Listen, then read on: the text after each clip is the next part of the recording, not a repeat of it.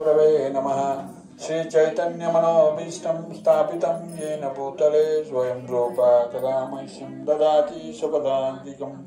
वन्देऽहं श्रीगुरुं श्रीयुतपदकमलं श्रीगुरुं वैष्णवांश श्रीरूपं साग्रजातं सहगण रघुनाथान्वितं तं सजीवं साद्वैतं सावधूतं परिजनसहितं कृष्णचैतन्यदेवं श्री राधा कृष्ण पादान सहगण ललिता श्री विशाखान्वितां च। हे कृष्णा करुणा सिंधो दीनबंधो जगत्पते गोपेश गोपिका कांता राधा कांता नमोस्तुते। तप्त कांचन गौरांगी राधे वृंदावनेश्वरी वृषभानुसुते देवी प्रणमामि हरिप्रिये। वाञ्छाकल्पतरुभ्यश्च कृपा सिन्धुभ्येव च पतितानां पावनेभ्यो वैष्णवेभ्यो नमो नमः। नमो मावतन्याय कृष्णप्रेमप्रदायते कृष्णाय कृष्णचैतन्य नामिने गौरत्विषे नमः। पञ्चतत्त्वात्मकं कृष्णं भक्तरूपस्वरूपकं भक्तावतारं भक्ताख्यं नमामि भक्तशक्तिकं। नमो विष्णुपादाय कृष्णप्रेष्ठाय भूतले श्रीमते भक्तिवेदांत स्वामी नामिने। नमस्ते सारस्वते देवी गौरवाणी प्रचारिणे निर्विशेषा शून्यवादी पाश्चात्य देशतारिणे। जय श्री कृष्ण चैतन्य प्रभु नित्यानंद श्री अद्वैता गदाधर शिवासादि गौरभक्तवृंद। हरे कृष्णा कृष्णा कृष्णा हरे हरे हरे राम राम राम हरे कृष्णा कृष्णा कृष्णा हरे हरे हरे राम राम राम हरे हरे। हरे कृष्णा कृष्णा कृष्णा हरे हरे हरे राम राम हरे हरे।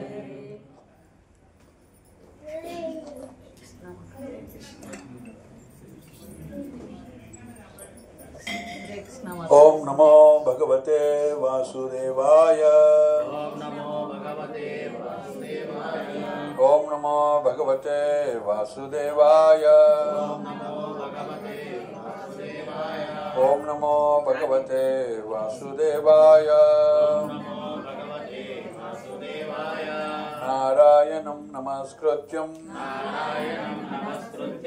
नरं चैव नरोत्तमं देवीं सरस्वतीं व्यासं ततो जयं मुदीरये। नष्टप्रायेषु अभद्रेषु नित्यं भागवत सेवया भागवतीरुत्तमश्लोके भक्तिर्भवति नैष्ठकी। कृष्णाय वासुदेवाय देवकी नंदनाय च नंदगोपकुमाराय गोविंदाय नमो नमः। नमः पंकजनाभाय नमः पंकजमालिने नमः पंकजनेत्राय नमस्ते पंकजांग्रये। मुखं करोति वाचालं पंगुं लंघयते गिरिं यत्कृपातमहं वन्दे श्रीगुरुं दीनतारिणं परमानन्दमाधवं श्रीचैतन्येश्वरं हरे कृष्ण। సో ఈరోజు మనం శ్రీమద్ భాగవతంలో ఒక శ్లోకం చెప్పుకున్నాము. శ్రీమద్ భాగవతంలో 18,000 శ్లోకాలు ఉంటాయి. కృష్ణ ద్వైపాయన వ్యాసుడు రచించినటువంటి శ్రీమద్ భాగవతం ఇది. సో ఈ శ్రీమద్ భాగవతాన్ని ఎవరైతే వింటారో, శ్రవణం చేస్తారో, శ్రీమద్ భాగవతాన్ని చెప్తారో, శ్రీమద్ భాగవతాన్ని స్మరిస్తారో లేదా భగవంతుని స్మరిస్తారో, భగవంతుని పాద సేవ చేస్తారో, భగవంతునికి వందనాలు అర్పిస్తారో, భగవంతుడితో స్నేహం చేస్తారో, భగవంతుడికి సేవ చేస్తారో, భగవంతుడికి అన్ని వాళ్ళకు ఉన్నదంతా కూడా సమర్పణ చేస్తారు, వాళ్ళందరినీ కూడా భక్తులు అంటాం. సో కాబట్టి శ్రీమద్ భాగవతాన్ని వినటం కూడా ఏమంటారు? భక్తి అన్నమాట. సో అలాంటి భక్తి మనం పెంపొందించుకుంటే లాభం ఏంటో మనం చూద్దాం. ఇక్కడ శ్రీమద్ భాగవతం 5వ స్కందంలో ఉందన్నమాట. సో శ్రీమద్ భాగవతము 5వ స్కందము 18వ అధ్యాయంలో జంబూ ద్వీపవాసుల భగవత్ ప్రార్థనలు ఇవి ఉన్నాయన్నమాట. చెప్పండి ఇందులో. యస్యాస్తి భక్తిర్ భగవతి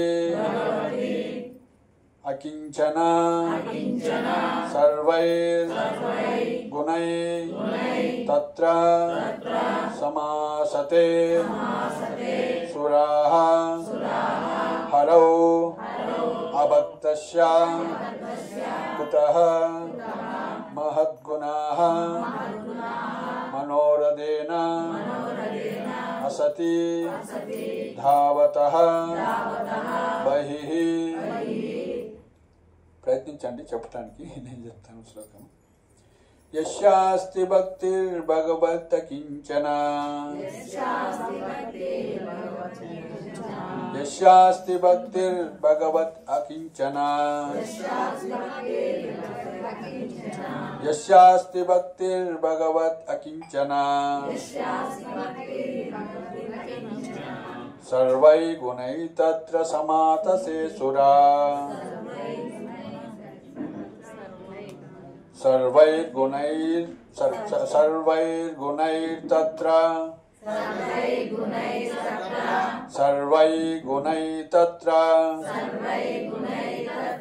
సమాసతే సురాః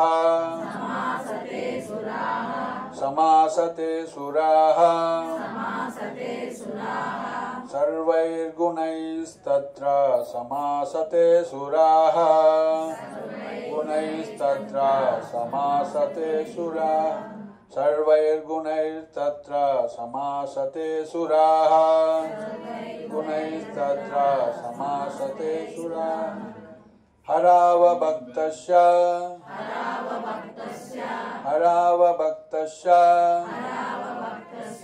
కుతో మహద్గుణా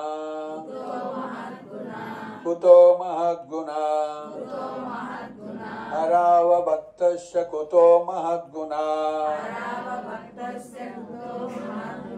హరావభక్తస్య కుతో మహద్గుణాః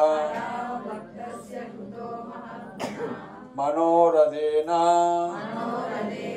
అసతి ధావతో బహిః మనోరథేన అసతి ధావతో బహిః అసతి మనోరథేన సతి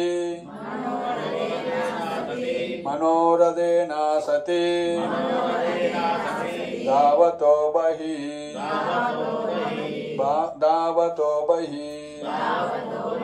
మనోరథేన సతి ధావతో బహిః మనోరథేన సతి ధావతో బహిః. ఓకే, ఇలా చెప్పింది 2 పాయింట్లు. భక్తి వల్ల లాభాలేంటి, భక్తి లేకుంటే ఏం గుణాలు లేవు అని చెప్తున్నారు. ఓకే, తాత్పర్య భాషలో శీల ప్రభుపాద ద్వారా శీల ప్రభుపాదికి జయ. దేవదేవుడకు వాసుదేవుని ఎడ అనన్య భక్తి కలిగిన వాని యందు సమస్త దేవతలు ధర్మజ్ఞాన వైరాగ్యాది వారి మహద్గుణములు ప్రకృతమగును. ఇది అట్లుండగా భక్తి రహితుడై ఉండి లౌకిక కర్మల యందు నియుక్తుడైన వాడు ఎటువంటి సద్గుణములను కలిగి ఉండడు. అట్టివాడు యోగ సాధన యందు నిష్ణాతుడైనను లేదా న్యాయబద్ధంగా కుటుంబమును బంధువులను పోషించువాడైనను మనోరథముచే నడుపబడి భగవద్మాయచే సేవించవలసి ఉండును. భగవద్మాయనే సేవించవలసి ఉండును. అట్టి వాని యందు సద్గుణములు ఎట్లు కలుగును చెప్పండి. దేవదేవుడగు వాసుదేవుని ఎడ అనన్య భక్తి కలిగిన వాని యందు సమస్త దేవతలు ధర్మ జ్ఞాన వైరాగ్యాది మహద్గుణములు ప్రకృతమగును. అది అట్లుండగా భక్తి రహితుడై ఉండి లౌకిక కర్మల యందు నియుక్తుడైన వాడు ఎటువంటి సద్గుణములను కలిగి ఉండడు. అట్టివాడు యోగ సాధన యందు నిష్ణాతుడైనను లేదా న్యాయబద్ధంగా కుటుంబమును కుటుంబమును బంధువులను పోషించువాడైనను మనోధర్మముచే నడపబడి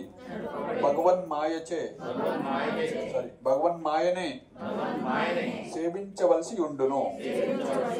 అట్టి వాని యందు సద్గుణములు ఎట్లు కలుగును.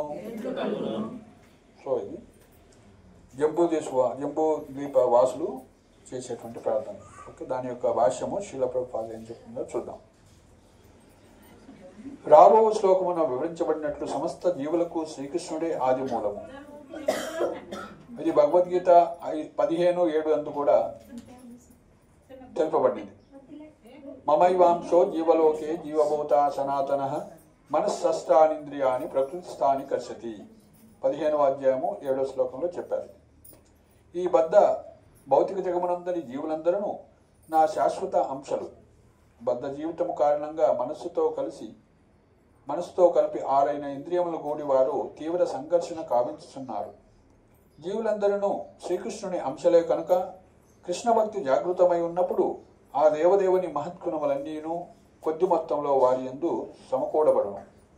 మంజుడు నవవిధ భక్తి యోగమున శ్రవణం, కీర్తనం, విష్ణు స్మరణం, పాదసేవనం, అర్చనం, వందనం, దాస్యం, సాఖ్యం, ఆత్మనివేదనం నవవిధ భక్తి యోగమున నెలకొనినప్పుడు హృదయము పవిత్రమై శ్రీకృష్ణునితో గల సంబంధము వెంటనే అవగతము చేసుకొనగలడు. పిదప అతడు కృష్ణ భక్తి అనేది మూల గుణమును తన యందు జాగృతమనర్చుకొనను. శ్రీ చైతన్య చరితామృతమునందులి ఆదిలీల భాగము 8వ అధ్యాయమునందు భక్తుల గుణముల వర్ణన వివరించబడింది. ఉదాహరణకు హరిదాస పండితుడు చక్కని నడవడిక, ఓర్పు, శాంతము, ఔదార్యము, గాంభీర్యము కలవానిగా వర్ణించబడింది. అంతేకాక అతడు మృదు భాషి అయి ఉండును. అతని యత్నములు ఆనందదాయకముగా ఉండును. అతడు సదా సహనశీలుడై ఉండును. ఎల్లరును అతడు గౌరవించను. ఇతరుల లాభము కొరకే అతడు ఎల్లప్పుడూ పనిచేసేటివాడు. అతని మనస్సు కపట దూరము. ద్వేషపూరిత కర్మలకు అతడు పూర్తిగా దూరమై ఉండును. ఇవన్నీ శ్రీకృష్ణుని గుణములే. కానీ ఎవరైనా భక్తులుగా అయినప్పుడు అవన్నీ అతని యందు అప్రయత్నంగా ప్రకటితమగును. సమస్త సద్గుణములు వైష్ణవుని యందు ప్రకటితమగుననియు ఆ మహద్గుణములను బట్టి వైష్ణవునికి కాని వాడికి భేదమును గుర్తించవచ్చుననియు చైతన్య చరితామృత గ్రంథమునందు గ్రంథకర్త అయినటువంటి కృష్ణదాస్ కవిరాజ గోస్వామి పలికను. వైష్ణవునికి 26 మహద్గుణములు తెలుపబడినవి. అవి 1 ఆయన దయామయుడు, నిర్వైరి, సత్యసంధుడు, సమదర్శి, దోషరహితుడు, ఉదారుడు, వినమ్రుడు, శుచిత్వము కలవాడు, అకించనుడు, పరోపకారి, ప్రశాంతుడు, శ్రీకృష్ణ శరణాగతుడు, భౌతిక వాంఛారహితుడు, నిరహంకారి, స్థిరుడు, జితేంద్రుడు, మితబుక్కు, మాయాతీతుడు, సర్వులను గౌరవించువాడు, తనకెట్టి గౌరవమును కోరనివాడు, గంభీరుడు, కరుణామయుడు, మైత్రిభావము కలవాడు, కవి, ప్రవీణుడు, మౌని. ఇవి 26 లక్షణములు చైతన్య చరితామృతంలో వైష్ణవుడికి ఇచ్చినటువంటి లక్షణములు. హరే కృష్ణ కృష్ణ కృష్ణ హరే హరే, హరే రామ రామ రామ హరే హరే. యశాస్తి భక్తిర్భగవత కించన సర్వైర్గుణైస్తత్ర సమాతసే సురా. హరావభక్తస్య కుతో మహద్గుణాః మనోరథేన సతీ దావతో బహిః. ట్రాన్స్లేషన్ మరొకసారి. దేవదేవుడకు వాసుదేవుని యెడ అనన్య భక్తి కలిగిన వాని యందు సమస్త దేవతలు ధర్మజ్ఞాన వైరాగ్యాది వారి మహద్గుణములు ప్రకృతమవును. ఇది అట్లుండగా భక్తిరహితుడై ఉండి లౌకిక కర్మల యందు నియుక్తుడైన వాడు ఎటువంటి సద్గుణములను కలిగి ఉండడు. అట్టివాడు యోగ సాధన యందు నిష్ణాతుడైనను లేదా న్యాయబద్ధంగా కుటుంబమును బంధువులను పోషించువాడైనను ధర్మంచే నడపబడి భగవన్మాయని సేవించవలసి ఉండు. అట్టి వాని యందు సద్గుణములు ఎట్లు కలుగును. సో ఇక్కడ గుణాల వర్ణన చెప్తున్నారన్నమాట. మంచి గుణాలు ఏంటి, చెడు గుణాలు ఏంటివి అని. సో మనందరికి తెలుసు అనమాట. మనం అందరం కూడా 3 గుణాల్లో ఉంటాం. ఏ గుణాల్లో ఉంటాయి మనకి? మనందరం కూడా ఏ గుణాలు కలిగి ఉన్నాం ఇప్పుడు? 3 గుణాలు ఉంటాయి అన్నమాట. అవన్నీ ఆవరించి ఉంటాయి, కట్టిపడేసి ఉంటాయి అన్నమాట. చేతులు ఇట్లా కట్టి పడేసినట్లు.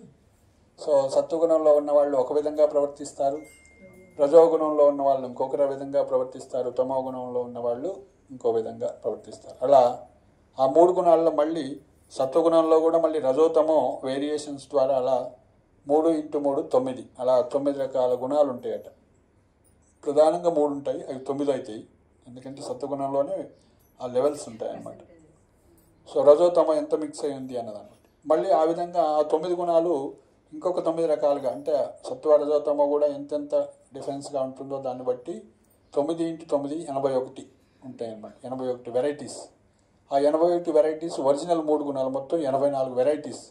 సో ఆ విధంగా ఈ లోకంలో చూస్తే 84 లక్షల వెరైటీసు జీవరాశులు ఉన్నాయని చెప్తారు అన్నమాట. పద్మపురాణంలో చెప్తారు.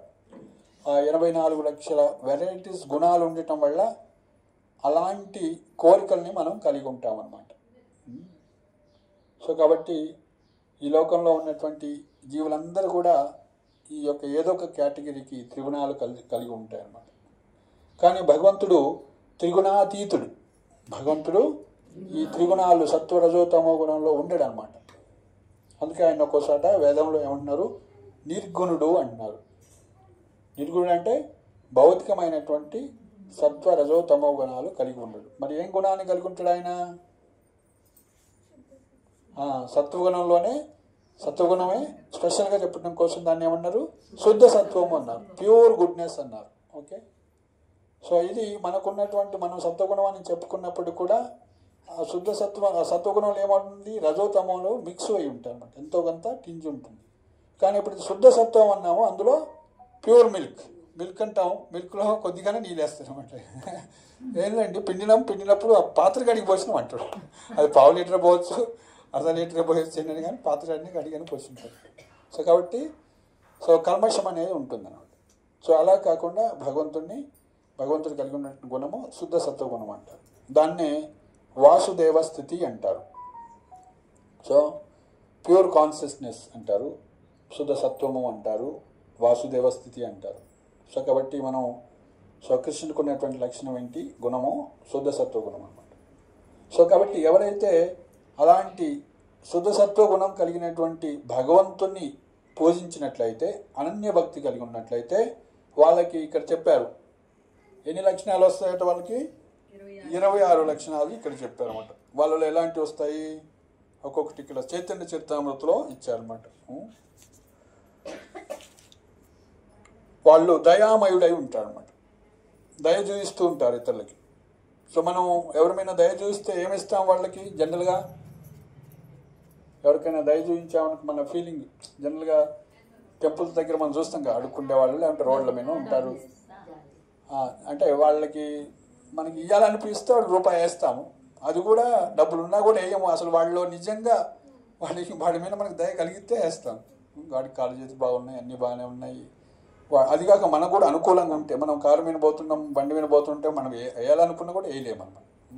సో కాబట్టి దయ అనేక రకాలుగా ఉంటుందన్నమాట. సో కానీ నిజమైన దయ అంటే ఏంటంటే, వాడిని పట్టుకొని వచ్చి వాడికి ఒక ఉద్యోగం ఇప్పిస్తే వాడు అడుక్కుంటే మానేస్తాడు. అంతేనే కదా? అడుక్కోవాల్సిన అవసరం ఏముంది? ఎవరికి ఆహారం లేకుండా ఎవరు లేరు కదా. సో ప్రతి ఒక్కరికి వాళ్ళ సంబంధికులు ఉన్నారు, ఏదో సమ్ ప్రాబ్లం వల్ల అలా తయారయ్యారు. సో కాబట్టి రూట్ కాజ్ ఏంటో కనుక్కొని దాన్ని తీసేస్తే అడుక్కుంటే పరిస్థితి లేకుండా కూడా చేయొచ్చు. ఉదాహరణకి ఎవరైనా అడుక్కుంటున్నారు అనుకోండి, అమ్మ మీరు కూరగాయలు కొట్టు పెట్టుకోండి చక్కగా అని, అంటే కూరగాయలు పెట్టుకుంటావు, 200 పెట్టి తెచ్చుకుంటావు, 250 సంపాదించుకుంటావు, నీకు ఒక పూటకి ₹100 వస్తుంది, సరిపోతాయి. సో కాబట్టి నువ్వు ఎవరిని ఎవరి నుంచి యాచించాల్సిన అవసరం లేదు. కానీ ఉన్నతమైనటువంటి దయ ఏంటంటే, అలాంటి భౌతిక విషయాలు మనం ఎన్నో చేయొచ్చు. ఆర్థికంగా వాళ్ళు ఏ విధంగా బాగుపడవచ్చో మనం మార్గాన్ని చూపించవచ్చు, బట్టలు పెట్టవచ్చు, అన్నం ఇవ్వచ్చు ఆకలి అయితే. కానీ ఆకలి అయితే అన్నం ఎన్ని రోజులు పెడతాం మనం? రోజు పెడతామా? మన ఇంటి దగ్గర ఉన్న మన సొంత వాళ్ళకే మనం స్వీకరించుకుంటాం. ఇక నీకేం పని లేదు, ఇదే పని, నేను నీకు సేవ చేయడం సరిపోయిందా అంటాం. సో కాబట్టి దయ అనేది నిజమైన దయ ఏంటంటే, సో మనకి ఈ లోకంలో ఈ ఆకలి, దప్పికలు ఇవన్నీ కూడా త్రివిధ తాపాలని ఉంటాయన్నమాట. ఈ తాపాల నుంచి పూర్తిగా దూరం చేసే మార్గమే కృష్ణ భక్తి అన్నమాట.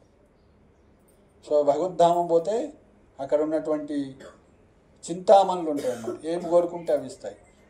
కామధేనువులు ఉంటాయి, కల్పవృక్షాలు ఉంటాయి. మనకి ఇలాంటి భౌతిక ఆకలి ఏమి ఉండదు అన్నమాట. సచ్చిదానంద శరీరం ఉంటుంది. కృష్ణుడికి ఆకలి అవుతుందా?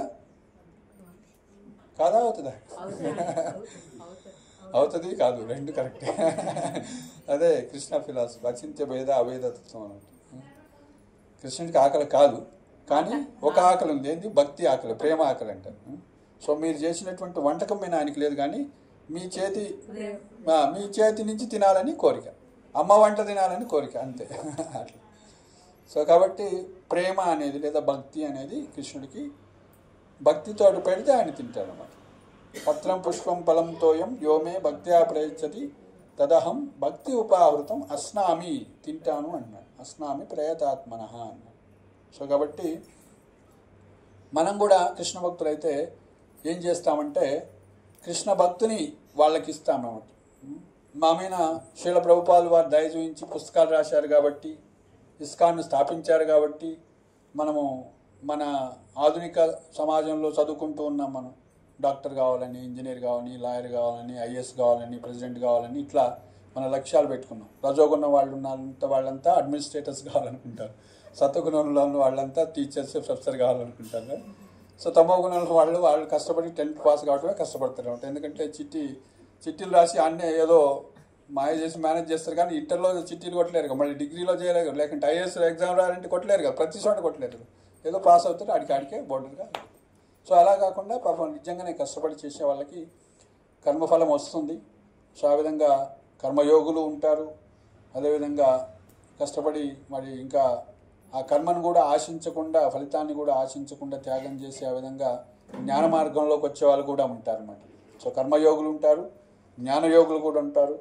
సో వాళ్ళకన్నా కూడా ఉత్తమమైనది ఏంటంటే ఆ భగవంతుడు అన్నీ కలిగి ఉంటాడు కాబట్టి ఎవరైతే ఆ భగవంతుడి దగ్గరికి వస్తారో వాళ్ళకి ఆయన ఇలాంటి సద్గుణాలు అన్నీ ఇచ్చేస్తారు అన్నమాట. ఎందుకంటే సో మనం కష్టపడి కరోడుపతి కావటం అనేది చాలా కష్టం. సో అయ్యేవాళ్ళు అవుతున్నారు, కానీ భగవంతుడు లేదా కరోడుపతి దగ్గర వెళ్ళి మనం కరోడుపతి కావాలంటే ఎంతసేపు అవుతామండి? తెల్లవారేసరికి మనకి సో కొన్ని కోట్లు మన బ్యాంకులో ఉంటాయన్నమాట. మనం కూడా పొంగులేటి శ్రీనివాస్ రెడ్డి లాగా 400 కోట్లు ఆయన ఎంపీగా, ఎమ్మెల్యేగా డిక్లేర్ చేసిందన్నమాట. అఫ్కోర్స్ అందరికి కూడా ఉండొచ్చు, వాళ్ళు డిక్లేర్ చేయలేదు, వీళ్ళు డిక్లేర్ చేశారు. సో అట్లనే అలాంటి కరోడుపతి దగ్గర పోతే మనకు కూడా 100 కోట్లు ఉండొచ్చు, ఇవ్వచ్చు వాళ్ళు. సో భగవంతుడికి ఎన్ని కోట్లు ఉన్నాయి? మరి ఎన్ని కోట్ల సంపద ఉంటుంది భగవంతుడికి? ఆయనకి అనంత లక్ష్మణుడు సేవ చేస్తున్నారంట. సో మమ్మల్ని అడుగుతారన్నమాట, అరే మీకు భూయారు పెడతారండి, రోజు తినడానికి ఎట్లా వస్తుంది, మీరు ఎట్లా చేస్తారు, భోజనం ఎట్లా చేస్తారు, మీరు ఉద్యోగం చేయగలరా? డౌట్ వస్తుంది చాలా మంది. అడుగుతారా లేదా? భక్తుల్ని మమ్మల్ని అడుగుతారు చాలా చోట్ల. కొద్దిగా బస్సులో పోయేటప్పుడు 5 నిమిషాలు మాట్లాడినాం అనుకోండి, మీకు ఎట్లా అంటే ఎట్లా మెయింటైన్ చేస్తారు, మీకు తినడానికి ఎట్లా వస్తుంది, మొత్తం లైఫ్ లాంగ్ అని అంటారు అన్నమాట. సో మేము ఒక ప్రశ్న అడుగుతాము, మీకు పిల్లలు ఉన్నారా అంటాం. ఎవరికైనా తల్లిదండ్రులు పిల్లలు ఉంటారు. సో మీ పిల్లల్ని తీసుకొని మీరు హైదరాబాద్కు ఎక్కడైనా పోతున్నారు అనుకోండి. సో నాన్నగారు నాకు ఈరోజు టికెట్ పెడతావా, సాయంత్రానికి భోజనానికి పెడతావా అని పిల్లవాడు అడుగుతాడా? అడగడా? అడగడు. ఎందుకు అడగడు? నాన్న మీద అంత విశ్వాసం, ఈరోజు నాకు భోజనం ఖచ్చితంగా ఏర్పాటు చేస్తాడు, అసలు డౌటే రాదు ఆయన ఫస్ట్. సో ఏ హోటల్లో తింటారో అని వాడు అడుగుతాం. మళ్ళీ ఏ హోటల్ ఎంతో, ఏం తింటావు అన్నీ కూడా అడిగి, ఏ స్కూల్లో చదువుకుంటావు అన్నీ అడిగి బెస్ట్ ఏంటో ఆయన్ని అది ఇప్పిస్తాం. సో కాబట్టి ఎవరైతే లక్ష్మీనారాయణని సేవిస్తారో, గురువునికి లక్ష్మీనారాయణ సేవిస్తే, రాధాకృష్ణ సేవ ఇస్తే, సీతారాముడు సేవ ఇస్తే వాళ్ళకి తినటానికి ఉండదా? ఉండదా ఇప్పుడు? సో లక్ష్మీనారాయణ సేవిస్తే తినటానికి కొడతారు. అంటే మనకి డౌట్ వచ్చిందంటే మనకి మన తండ్రితో సంబంధం లేదు అంటే సంబంధం లేదు కాబట్టి, అంటే కృష్ణుడితోటి మనకు సంబంధం లేదు కాబట్టి మనకు డౌట్ వస్తుంది. అసలు అరే కృష్ణ భక్తి చేస్తే తినడానికి ఎట్టు వస్తుంది? మేము ఎంత కష్టపడి పనిచేస్తున్నాం, పొద్దున్న సాయంత్రం కష్టపడుతున్నాం, మనసులో శాంతి లేదు, తినడానికి టైం లేదు. సో ఇలాంటి ఇంత కష్టపడుతున్నాం మేము, కర్మయోగులు మేము అనుకుంటాం. సో కాబట్టి ఎవరైతే భక్తి యోగం చేస్తారో వాళ్ళకి అన్ని లక్షణాలు, ఎందుకంటే భగవంతుడు మన తండ్రి కాబట్టి పితాహమస్య జగతో మాతా దాత పితామహ. సో కాబట్టి తండ్రి ఎంతో ప్రేమతోటి మనకి కావాల్సినవన్నీ ఏర్పాటు చేస్తుంటారు. ఎప్పుడు అంటే ఆయన చెప్పినటువంటి పద్ధతిని పాటించినట్లయితే, ధర్మంగా ఉన్నట్లయితే, ఆయనకి అనుకువగా ఉన్నట్లయితే. సో తండ్రి కోరుకునేదంటే మావాడు మంచిగా ఉండాలి, ప్లస్ మాట వినాలి, చెడు పనులు చేయకూడదు. మంచి వ్యక్తి అయి ఉండాలి, ప్లస్ నా మాట వినాలి. తప్పుడా అంటే తప్పు అయితే ఒప్పుకోవాలి, మంచి మార్గం ఓకే ఈ మార్గాన్ని నేను పోతున్నాను ముందు పోమంటే పోవాలి. ఎందుకంటే ధర్మం అప్పుడే తెలియదు కాబట్టి తల్లిదండ్రులు ఎక్స్ప్లెయిన్ చేస్తుంటారు. ఎందుకంటే తెలుసుకున్నా కూడా అది అనంతమైనటువంటి ధర్మం, చివరి వరకు మనకి ఎంతో నేర్చుకోవాల్సింది ఉంటుందన్నమాట. సో కాబట్టి ఈ విధంగా భక్తి యోగం చేస్తే మనకి అన్ని మంచి లక్షణాలు వస్తాయి. సో ఈ సంఘర్షణ అంతా మనలో లేకుండా ఉండాలంటే, కృష్ణుడితోటి మనకు ఉన్నటువంటి సంబంధం తెలవాలంటే శ్రీమద్ భాగవత పఠనం, శ్రీమద్ భాగవతాన్ని మనం వినాలి శ్రద్ధగా. అప్పుడు అరే నేను కృష్ణుడి అంశని మమవంశ, ఇక్కడ ప్రభుపాద చెప్తున్నాడు, ఒక్క శ్లోకం చాలు, ఈ ఒక్క శ్లోకంతో చాలు మనం వైకుంఠం పోవటానికి, కృష్ణుడితో భక్తి చేసుకోవటానికి, శరణాగతి కావటానికి. మమవివాంశో జీవలోకే జీవభూత సనాతన మనస్సష్టానింద్రియాన్ని ప్రకృతి స్థాని కర్షిత అని చెప్తున్నారు. అంటే మనమందరం కూడా భగవంతుడి యొక్క అంశము అని చెప్తున్నారు. మరి ఎందుకు ఈ లోకంలో సంఘర్షణలో ఉన్నాము అంటే, మనస్సు 5 ఇంద్రియాలు ఉన్నాయి, 6వ ఇంద్రియము మనస్సు అని చెప్తున్నాము. మొత్తం 10 ఇంద్రియాలు ఉంటాయి, 5 కర్మేంద్రియాలు, 5 జ్ఞానేంద్రియాలు, దాంతోపాటు 11వది మనస్సు. ముఖ్యంగా ఈ 5 ఇంద్రియాలు లేకుంటే జ్ఞానేంద్రియాలు లేదా 5 కర్మేంద్రియాల కన్నా కూడా ఈ మనస్సు ఎప్పుడైతే ప్రభావితం అంటే త్రిగుణాలతో ప్రభావితం అవుతుందో, మనస్సష్టానింద్రియాన్ని ప్రకృతి స్థాని కర్షితే, ప్రకృతి వల్ల ప్రభావితం అవుతుందో అప్పుడు మనకి సంఘర్షణ వచ్చింది. ఎందుకంటే మన తండ్రిని గుర్తించట్లేదు, మన తండ్రి లక్ష్మీనారాయణ మనం గుర్తించలేకపోతే, రాధాకృష్ణని మనం గుర్తించలేకపోతే మనం ఎవరిని పట్టుకుంటే ఏం లాభం? సో కాబట్టి మన ఇంటిని మన తండ్రిని మర్చిపోయాం. సో కాబట్టి అందుకే మనసుని మనం శుద్ధి చేసుకోవాలి. సో ఆ మనసుని శుద్ధి చేసుకోవడం కోసం అనేక యోగ పద్ధతులు భగవద్గీతలో చెప్పారు. ఏమి యోగ పద్ధతులు చెప్పారు?